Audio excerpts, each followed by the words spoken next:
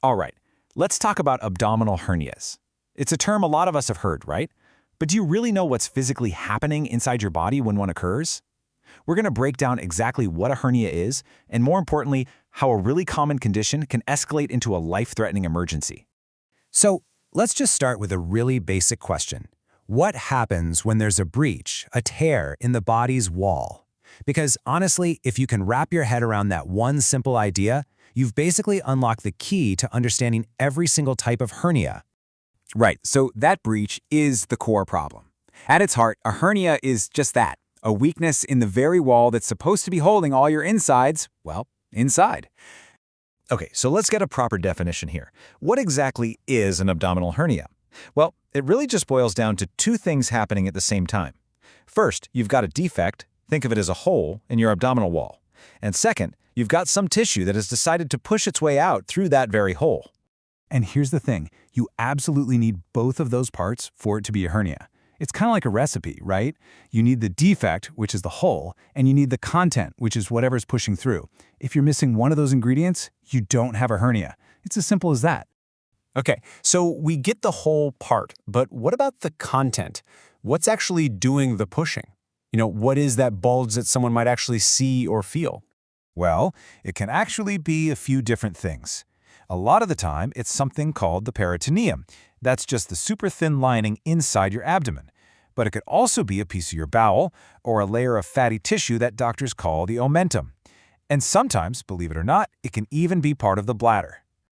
Now, this is where things start to get really, really important. We need to talk about something called the neck of the sac. Imagine that hole. The neck is the narrowest, tightest part of it, where the tissue is really getting squeezed. And trust me, this one little spot, this is where all the trouble begins.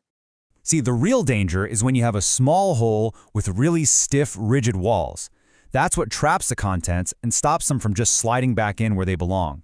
And this leads to something that sounds kind of backward, but it's true. Sometimes a smaller hernia is actually way more dangerous than a big one. Why? Because that small opening is much more likely to trap things. And that trapping action, well, that leads us right into the first major complication. What happens when that stuff gets stuck for good and just can't go back in? This is where we hit the point of no return. So now we're going to look at how these things are classified, how the severity ramps up. There's a really clear progression here, a ladder that takes you from something that's just a nuisance all the way to a life-threatening emergency.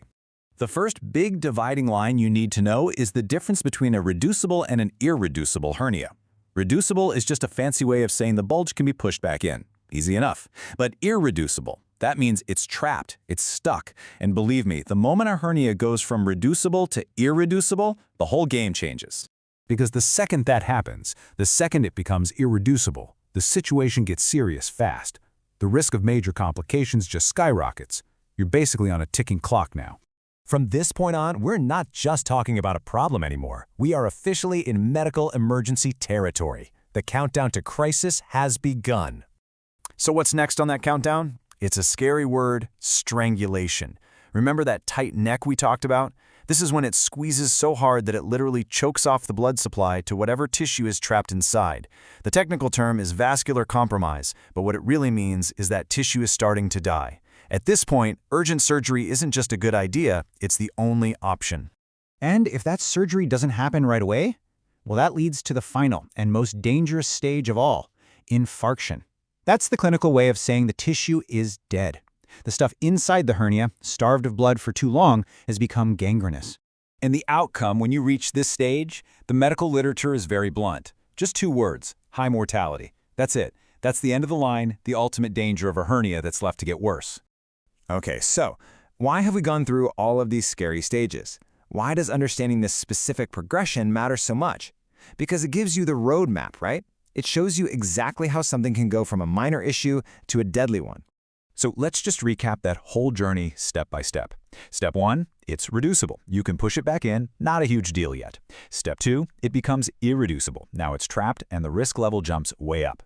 Step 3, strangulated. The blood supply gets cut off and you need surgery like right now. And the final step, step 4, infarcted. The tissue is dead, it's gangrenous, and there's a very real chance of death. That progression, that's the whole story right there.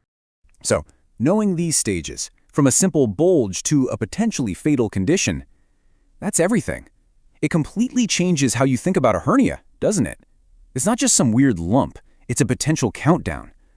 And that leaves us with the big question.